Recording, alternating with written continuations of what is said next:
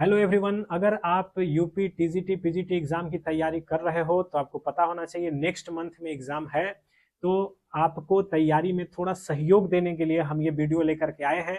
इस वीडियो में हमने क्या किया है कि चंद इंपॉर्टेंट सवाल जिसके पूरे चांसेज हैं एग्जाम में आने के, हो सकता है ये क्वेश्चन नहीं आए लेकिन इसके अराउंड बहुत सारे क्वेश्चन होंगे जो पूछे जा सकते हैं। तो आपको तैयारी में थोड़ा हेल्प मिल जाए उसके लिए इस वीडियो को पूरा देखिए, क्योंकि each and every question is very close for the examination. तो हम लोग क्या करेंगे, the best way to solve the questions वो हम लोग इसमें देखेंगे। तो एक एक क्वेश्चन हम इसमें डिस्कस करेंगे। आपको ध्यान देना है इसको हम कैसे बनाएंगे और जल्दी कैसे बनाएंगे। इसी का तो खेल है कि आपको कम से कम समय में ज्यादा क्वेश्चन सॉल्व करता है। तो हम अपना समय बचाते हैं और चलिए शुरू करते हैं। पहला क्वेश्चन हम आपके लिए जो लाए हैं वो देखिए कौन सा है।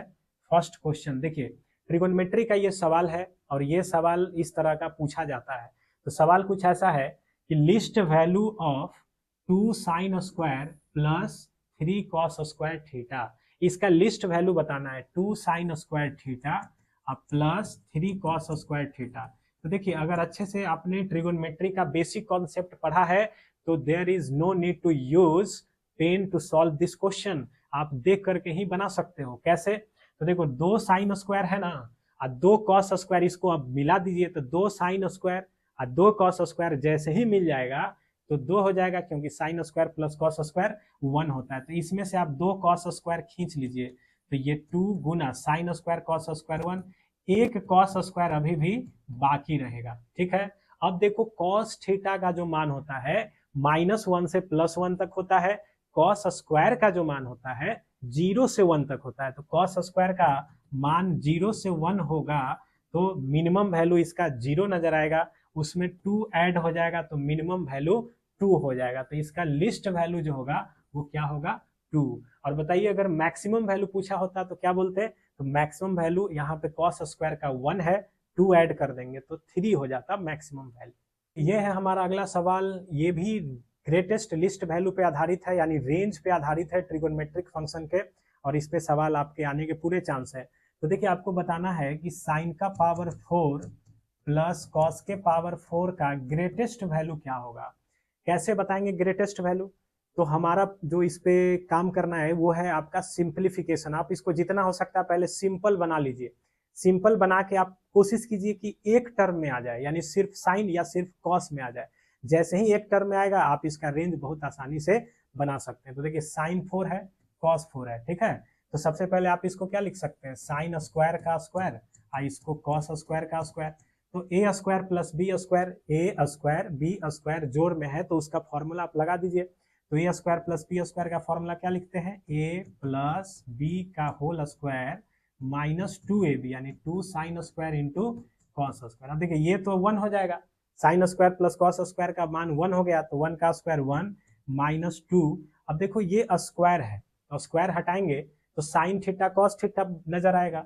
तो जैसे ही हम इसमें साइन थीटा कॉस थीटा में 2 लगा देंगे तो वो साइन 2 थीटा हो जाएगा। तो हमने पहले से स्क्वायर हटा दिया, 2 लगाया तो ये हो जाएगा साइन 2 थीटा। तो साथ में हमको 2 से भाग भी करना पड़ेगा। अब देखिए इसके बाद आपको क्या नजर आया, 1 माइनस 2 1/4 साइन स्क्वायर 2 थीटा। अब देखिए ये पूरा जो है उसमें सिर्फ एक ट्रिगोनोमेट्रिक टर्म है वो है साइन स्क्वायर, और साइन स्क्वायर का रेंज हमको पता है 0 से 1 होता है। तो साइन स्क्वायर का रेंज होगा 0 से 1। इसमें हमने हाफ से मल्टीप्लाई किया तो हो जाएगा 0 से 1/2।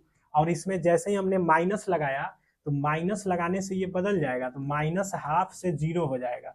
और उसके बाद देखिए 1 जो है इसमें ऐड किया हुआ है तो 1 आप ऐड कर लीजिए तो ये हो जाएगा 1 जोड़ने पे 1/2, 1 जोड़ेंगे तो 1। यानी कि आपको डायरेक्ट याद भी रखना पड़े तो रख लीजिए कि साइन 4 प्लस कॉस 4 का जो रेंज होता है वो होता है हाफ से लेके 1। तो इसका मैक्सिमम मान जो होगा वो 1 होगा। तो देखिए ये सवाल भी है आपका ट्रिगो का और ये भी इंपॉर्टेंट सवाल है। सवाल कुछ ऐसा है कि साइन स्क्वायर थीटा जो है वो बराबर है x square plus y square plus 1 upon में 2x। ठीक है, ये इसके बराबर है।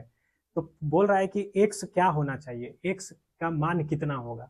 तो हम कैसे सोचेंगे, तो देखिए ये एक ट्रिगोनोमेट्रिक टर्म है, राइट साइड में अलजेब्रिक टर्म है।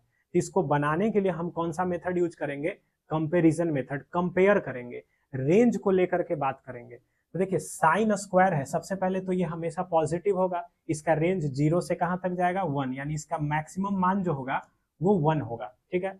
साथ ही ये पॉजिटिव है तो राइट साइड का भी टर्म पॉजिटिव होगा, तभी तो इक्वल हो पाएगा।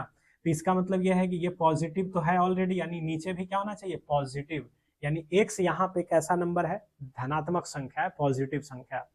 अब देखिए इस पूरा का जो मैक्सिमम मान होगा वो कहां तक जाएगा 1 तक, तो इसी को लेकर के आगे बढ़ना है। तो इस पूरा का जो मैक्सिमम मान होगा 1, यानी ये लेस देन इक्वल टू क्या हो जाएगा 1। अब हम ये चूंकि x पॉजिटिव है तो आप इसको उधर भेज सकते हैं, तो x square plus y square plus 1 less than हो जाएगा 2x। अब देखिए x square plus y square plus 1 minus 2x less than equal to हो जाएगा 0, ठीक है। अब यहाँ से आप बोल सकते हो कि x square plus 1 minus 2x जो है वो x माइनस 1 का होल स्क्वायर है plus y square less than equal to 0। अब इसको कैसे सॉल्व करना है, तो सबसे पहले आप देखो यहाँ पे ये एक स्क्वायर का टर्म है प्लस ये भी स्क्वायर का टर्म है, दो स्क्वायर के टर्म को जोड़ोगे तो लेस देन 0 तो बिल्कुल नहीं आ सकता, मतलब लेस देन 0 मतलब निगेटिव। स्क्वायर को जोड़ेंगे तो स्क्वायर तो ऐसे ही पॉजिटिव होता है, निगेटिव होने का तो सवाल ही नहीं है।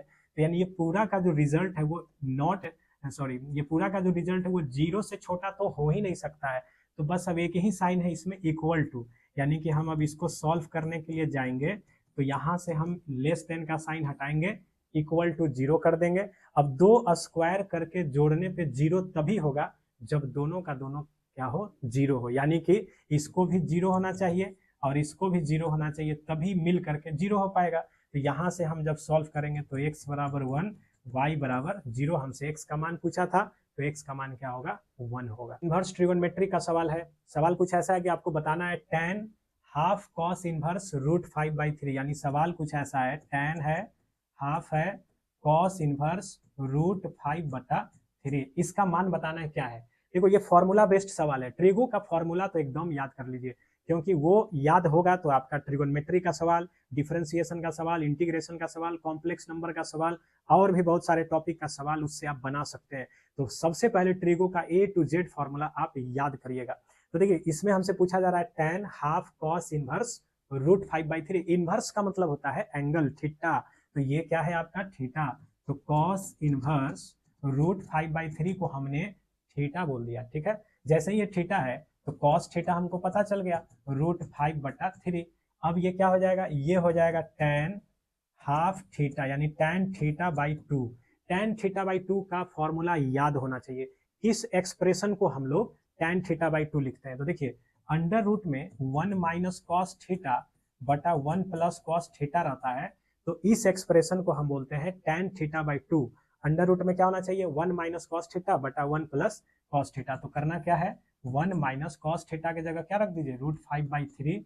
अब इसके बाद हमको बताने की आवश्यकता नहीं है, आप एलसीएम कीजिए, थोड़ा रेशनलाइज कर लीजिए, आंसर आपके सामने आएगा। तो इस प्रकार से इस क्वेश्चन से जो हमने सीखा वो ये रिजल्ट है जो हमने देखा, ये याद कर लीजिए, ये काम आएगा, ठीक है। बढ़ते हैं अगले सवाल की। कुछ ऐसा है कि tan इनवर्स x और प्लस 2 cot इनवर्स x ये मिला करके 2π/3 है, यानी समझ लीजिए कि 120 डिग्री ये दिया हुआ है। तो बताना है आपको x का मान क्या होगा, इसमें से x का मान बताना है, ठीक है। तो देखिए ये सिंपल सा रिजल्ट पे आधारित सवाल है, इसको देखिए और बनाइए। tan इनवर्स और cot इनवर्स, tan इनवर्स और cot इनवर्स मिलता है तो क्या हो जाता है π/2। तो यहाँ से हम लोग क्या करेंगे, दो cot इनवर्स x है तो एक cot इनवर्स x इसको दे देंगे तो ये हो जाएगा π/2, तो एक cot इनवर्स अब बच जाएगा बराबर 2π/3। अब यहाँ के बाद आप ध्यान में रखिए 120 है, ये 90 है ना, ये π/2 मतलब क्या है 90 मान लीजिए, ये 120 डिग्री है तो घटेगा तो 30 डिग्री यानी π/6। तो x बराबर क्या हो जाएगा cot π/6, जिसको हम लोग बोलते हैं √3, यानी कि x का मान क्या आएगा √3। बहुत ही सिंपल सा सवाल था ये, तो इसको आप आसानी से बना सकते थे। बढ़ते हैं अगले सवाल की ओर। देखिए ये सवाल जो है इक्वेशन पे आधारित सवाल है, इसमें पूछा जा रहा है कि number of real roots of the equation इतना, यानी आपको एक इक्वेशन दे दिया है मॉड से रिलेटेड और बताना है इसका कितना रूट्स होगा। तो ये तो क्लास 10th के रिजल्ट पे आधारित है, ये क्वाड्रेटिक है, जैसे सॉल्व करते हैं क्वाड्रेटिक को सॉल्व कीजिए। कई बार इस क्वेश्चन में आपको क्या करेगा, यहाँ से मॉड गायब कर देगा, ठीक है। तो ऐसे भी आप इस क्वेश्चन को लिख सकता है। तो आपको ध्यान में रखना चाहिए कि स्क्वायर में एक्स स्क्वायर लिखो या मॉड एक्स का स्क्वायर लिखो, बात जो है वो एक है। तो इसका मतलब क्या करना है, ऐसे ना दे के ऐसे भी दे, तो यहाँ हम अपने से क्या लगा लेंगे, मॉड। अब इसको जैसे आप फैक्टराइज करते हो फैक्टराइज कर लीजिए, 2 को तोड़ के 3 लाना है ना। तो मॉड एक्स माइनस 2 एक ब्रैकेट में आ जाएगा, मॉड एक्स माइनस 1, यानी जैसे हम लोग फैक्टराइजेशन करते हैं वैसे नॉर्मल फैक्टराइज कर लीजिए। अब यहाँ से देखो मॉड एक्स माइनस 2 बराबर 0 और मॉड एक्स माइनस 1 बराबर 0, तो मॉड एक्स बराबर क्या हो जाएगा, 2। तो मॉड एक्स बराबर 2, तो यहाँ से एक्स का 2 मान आएगा प्लस माइनस 2 और यहाँ से 2 मान आएगा प्लस माइनस 1, यानी इस इक्वेशन के 4 सॉल्यूशन होंगे। तो ऐसा नहीं कि हमेशा मॉड वाला ऐसा इक्वेशन आएगा तो 4 ही सॉल्यूशन आएगा, ये जरूरी नहीं है। उदाहरण के तौर पे अगर हमने पूछा बताओ mod x square plus x, इसके कितने सॉल्यूशन होंगे, तो ये नहीं कि हम बोल देंगे 4 सॉल्यूशन। या फिर हमने बोल दिया mod x square plus mod x plus 1, इसके कितने सॉल्यूशन होंगे, तो बोल देंगे 4 सॉल्यूशन। बिल्कुल नहीं, इसका 4 सॉल्यूशन तो हो ही नहीं सकता है। क्यों, क्योंकि देखो स्क्वायर है ना, ये हमेशा 0 से बड़ा या 0 हो पाएगा, ये भी मॉड है तो ये भी 0 या उससे बड़ा होगा, और साथ में 1, यानी इन तीनों को अगर मिला देंगे तो जो मिनिमम वैल्यू होगा वो होगा 1, और लाना कितना है 0, यानी इसमें हम कुछ भी रखेंगे x के जगह तो ये तीनों एक्सप्रेशन मिल करके कभी 0 हो ही नहीं सकता है, तो इसको हम बोलेंगे नो सॉल्यूशन। तो ऐसा भी सवाल पूछा जा सकता है। तो कई बार क्या करते हैं बहुत लोग, मॉड से रिलेटेड क्वाड्रेटिक देखा तो उसका 4 रूट आंसर मार दिया, तो गलत हो जाएगा, ध्यान रखना। अब जैसे यही है, इसको सॉल्व करना है तो आप मॉड एक्स को कॉमन कर लीजिए, तो बचेगा मॉड एक्स प्लस 1 बराबर 0। अब देखो मॉड एक्स है उसमें 1 जोड़ा है, तो ये तो कभी 0 के बराबर हो ही नहीं सकता है, तो बच गया ये। तो मॉड एक्स बराबर 0, तो एक्स का मान कितना आएगा, 0। तो इसका एक सॉल्यूशन आएगा सिर्फ और सिर्फ एक्स बराबर 0। समझ गए कि नहीं, तो ये आपको ध्यान में रखना है।